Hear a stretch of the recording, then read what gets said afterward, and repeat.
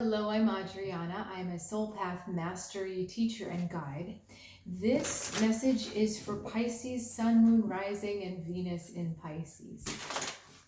We're going to look at you, someone you're in a relationship with, and what the spiritual lesson is behind what's going on between the two of you. I have not specified with my guides if this is romantic or platonic or friendship or family, but you'll know if it resonates with you. Okay. Oh, Pisces, what's going on here?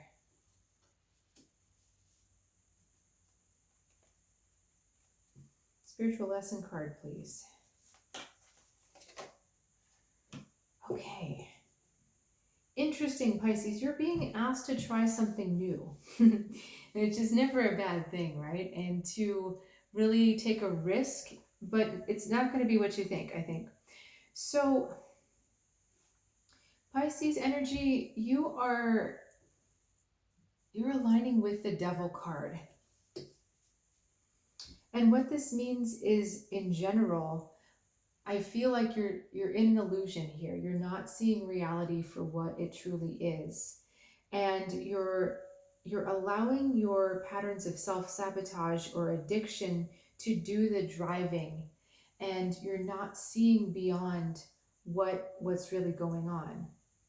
Okay, you're keeping yourself stuck in a certain perception that limits your ability to act with full power and full autonomy.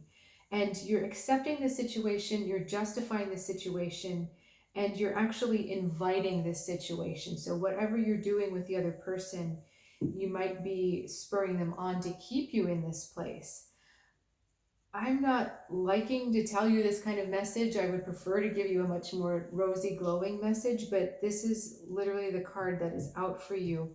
The partner is seen as the sun, and that's illumination. That is illumination of the truth.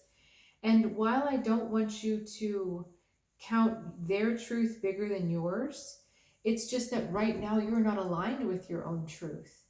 And they are in a place where they're seeing objectively what's happening more consistently. The other thing is, if they are contributing to your entrapment, shall I say, they are aware that this is happening and it's successful for them. So what I'm saying, like if the other person is a gaslighter and they're keeping you gaslit, they are aware of that and they know that they're aware of that. But the biggest problem here, Pisces, is not that the other person is right and you're wrong. That's not what I'm saying. It's that your perception is off. Your perception is not in line with your heart. It's not in line with your mind, and it's not in line with the truth. We have the Queen of Swords in the outcome, and that is dedication and devotion to the truth. The Queen of Swords looks at things objectively, gracefully. She looks at the facts. She does not get swayed by emotion. And I love this labyrinth here because it says to me she's a problem solver. She doesn't get stuck. She doesn't find obstacles. You think that you're trapped. You think there's no way out of the cage, when really the cage door is open behind you. And the Queen of, there's even a little cage on this card. I don't know if you'll be able to see it. But the Queen of Swords is asking you to be a lot more objective, Pisces, to put two and two together, to get out of that nebulous emotional state and to look at things with a lot more clarity and decisiveness. Again, put the facts together.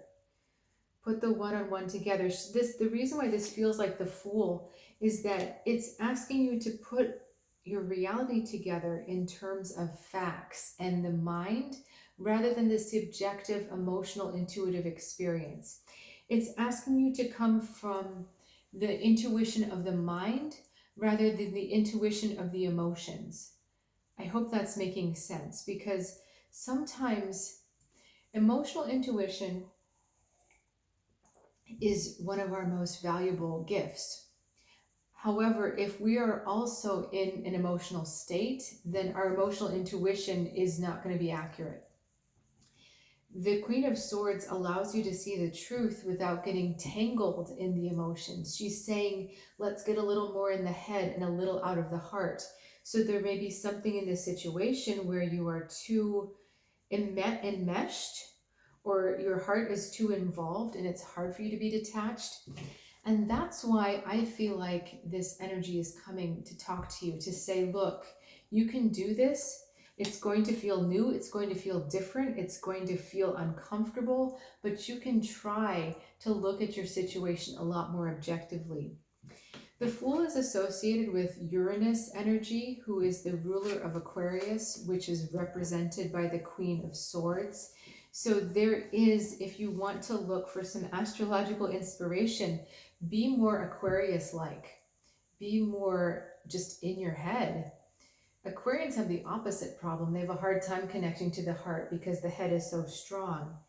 And, you know, they're what do you want to call it?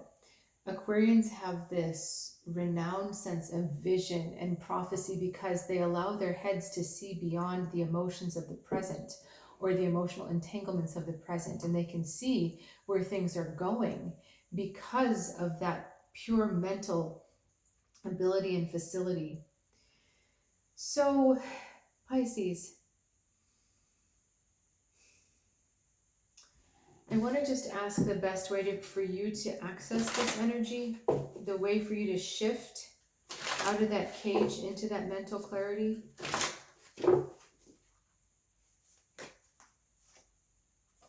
Four of Pentacles. Okay. So this is about being very grounded, making sure that you are present and aware, that you're in your body, that you're not floating away with your emotions. And when you feel an emotion, be aware of it, but do not be swept away in it. See if you can stand your ground with it. It's like watching a palm tree in a storm.